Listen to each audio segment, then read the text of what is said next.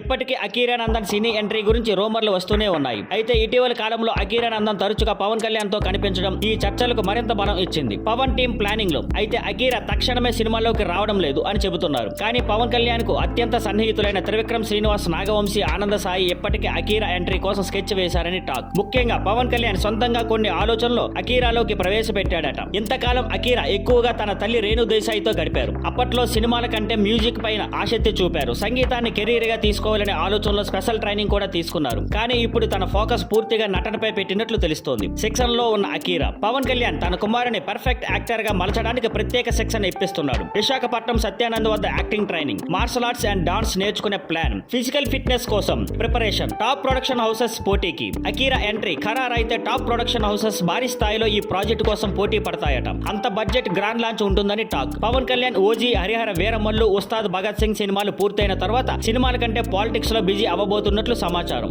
ఇలాంటి పరిస్థితుల్లో సినిమాల్లో తన వారసుడిగా అకీరాను ఎంట్రీ ఇవ్వాలని భావిస్తున్నారని, అకీరా కూడా అదే దిశగా ఫోకస్ చేస్తున్నట్లు తెలుస్తోంది. అయితే అసలు అకీరా ఎంట్రీ ఎప్పుడు, ఎలా అన్నది కొంతకాలం ఆగితేనే తెలుస్తుంది. సైడ్ ఆర్టిస్ట్ గా కెరీర్ ప్రారంభించిన స్టార్ హీరోగా ఎదిగిన మాస్ మహారాజా రవితేజ ఎన్నో విజయాలను తన ఖాతాలో వేసుకున్నారు. కానీ ఇటీవల ఆయనకు పెద్దగా హిట్లు రావడం లేదు. రాజా ది గ్రేట్ తర్వాత పెద్ద విజయాన్ని అందుకోలేకపోయారు. మిస్టర్ బచ్చన్ సినిమాపై భారీ అంచనాలు ఉన్న బాక్స్ ఆఫీస్ దగ్గర డిజాస్టర్ అయ్యింది. దీంతో రవితేజ కెరీర్ కొంత నెమ్మదించింది. ప్రస్తుతం మాస్ జాతర అనే సినిమా చేస్తున్న విషయం తెలిసిందే. ఈ సినిమాపై అభిమానులు భారీగా ఆశలు పెట్టుకున్నారు. ఇటీవల రవితేజ ఫోటో ఒకటి నెట్టింట వైరల్ అవుతుంది. ఇప్పుడు ఎనర్జెటిక్ ఉండే రవితేజ బక్క చిక్కుపోయి తేడాగా కనిపిస్తున్నాడు. మొహంలో మార్పు ఉండటంతో ఫ్యాన్స్ షాక్ అయ్యారు. అత్యధిక వ్యాయామం, కఠినమైన డైట్, ఇదంతా కొత్త లుక్ కోసం చేసిందా లేక హెల్త్ ఇష్యూస్ ఉన్నాయా? ఫోటో అసలు కథ ఏంటి? కొంతమంది అభిమానులు ఇది పాత ఫోటో మాత్రమే అని అంటున్నారు. ప్రస్తుతం రవితేజ ఫిట్ గా ఉన్నారని, మాస్ జాతరతో మరో హిట్ ఇవ్వడానికి రెడీ అవుతున్నారని చెబుతున్నారు. ఈ ఫోటో వెనుక నిజమైన స్టోరీ ఏంటో తెలుసుకోవాలంటే అధికారిక ప్రకటన వచ్చే వరకు వేచి చూడాలి.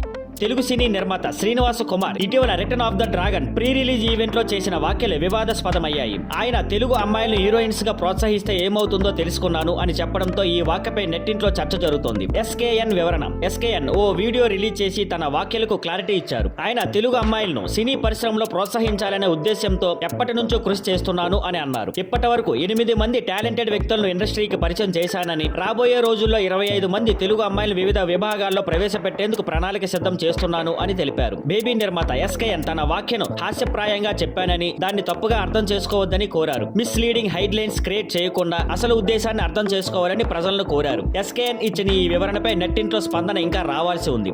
దర్శకుడు శంకర్ తన సినిమాలతో టాలీవుడ్, కోలీవుడ్ లో గుర్తింపు తెచ్చుకున్న ఇటీవల అతని సినిమాలు హిట్ కాలేదు. Game changer cinema Ram Charan career లో డిజాస్టర్ అయ్యింది. ఇండియన్ 2 కమల్ హాసన్ తో చేసిన సినిమా అందరినీ నిరాశపరిచింది. గేమ్ చేంజర్ లో కూడా శంకర్ టచ్ మిస్ అయ్యిందని విమర్శలు వచ్చాయి. ప్రస్తుతం ఇండియన్ 3 షూటింగ్ పూర్తయి పోస్ట్ ప్రొడక్షన్ దశలో ఉంది. ఇప్పుడు కొత్త స్టార్ వారసుడితో. తాజా సమాచారం ప్రకారం శంకర్ తన కొత్త సినిమా కోసం విక్రమ్ కొడుకు ధ్రువ్ విక్రమ్ ను తీసుకున్నాడట. ధ్రువ్ విక్రమ్ ఇప్పటికే వర్మ, అర్జున్ రెడ్డి రీమేక్ లో నటించాడు. కానీ పెద్ద హిట్ అందుకోలేకపోయాడు. ప్రస్తుతం ఫైసన్ సినిమాలో నటిస్తున్నాడు. ఆ సినిమా తర్వాత శంకర్ తో కొత్త సినిమా చేయబోతున్నాడట. Shankar and Vikram success formula Dhruv కు హిట్ ఇస్తారా?